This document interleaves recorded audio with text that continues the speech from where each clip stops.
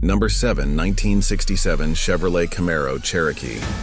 Throughout 56 years and 6 generations, the Chevrolet Camaro has had many special editions. One of the first special Camaros was called the Cherokee. In 1967, just after the Camaro's launch, GM sent a single convertible Camaro to Bill Thomas, who was to Chevrolet what Carroll Shelby was to Ford. He also built the BTM Cheetah to compete with the Cobra. When Bill Thomas finished customizing the Camaro, it was painted cherry red, and the rear bumper was shortened by 8 inches with an integrated ducktail. The car was a prototype for the '69 Camaro design. Other notable features included a split rear bumper in Corvette style and a raised hood to reveal the original moon-shaped air intake with a Weber carburetor on top of the Mark IV 396 V8 engine. Number 6. 1988 Chevrolet Camaro 1LE. It's now 1988, and you want the ultimate third-generation Camaro. If you check all the right boxes, you get the Chevy Camaro 1LE.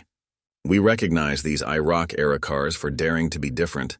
The third generation also brought groundbreaking handling, benefiting from the simultaneous development of the fourth-generation Corvette.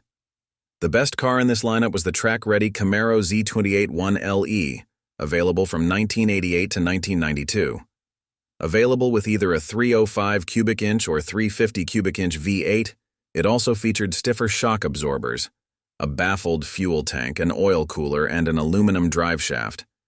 But the predecessor to the best current Camaro, the Z28, didn't even have AC.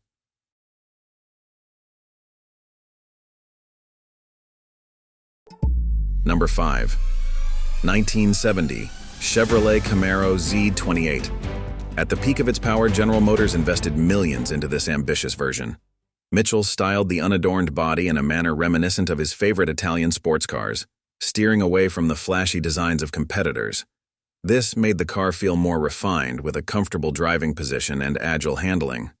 However, the context of 1970 weakened all of Mitchell's efforts. A major auto workers' strike slowed production, while emission regulations and the Arab oil embargo reduced power. Ultimately, new safety regulations ruined the design. Number 4.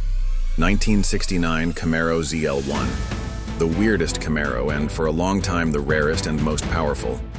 Like other early big block Camaros, Chevrolet quietly operated through dealerships. With an aluminum 427 cubic inch V8 engine sourced from Chevrolet's involvement with the Chaparral Can-Am racing team, it was rated at 430 horsepower and was about 160 pounds lighter. The result was an extremely fast car, evidenced by its victory in the 1971 American Hot Rod Association Pro Stock Championship. Only 69 units were sold.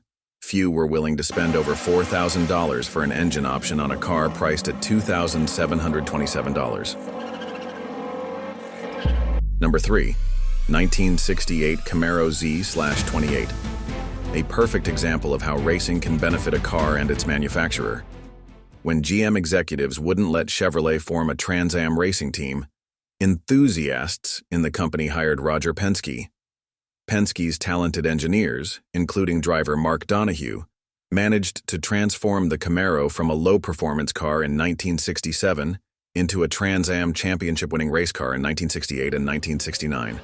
Among the initiatives were suspension and brake components that could take the load. But most importantly, racing victories helped the Camaro roar out of the Mustang's shadow. Number 2. 1969 Yenko Camaro. Chevrolet intended the Camaro to be a more compact car than a muscle car. Don Yenko, owner of a Chevrolet dealership in the Pittsburgh area, saw things differently.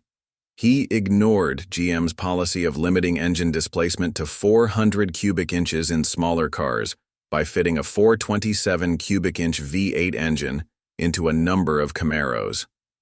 By 1969, he had enough backing from the company to order them this way from the factory, although he still had to push them through a backdoor called the Central Office Production Order. A while later, Paul Walker drove a Yenko replica in Too Fast, Too Furious. Only 201 units were produced. Number 1. 1967 Camaro RS. This might hurt the ego of many. Early Camaros were difficult to drive, heavy, and sluggish, even by the standards of the time. But the 1967 Camaro had significant advantages. With its stunning looks, it was more elegant than necessary.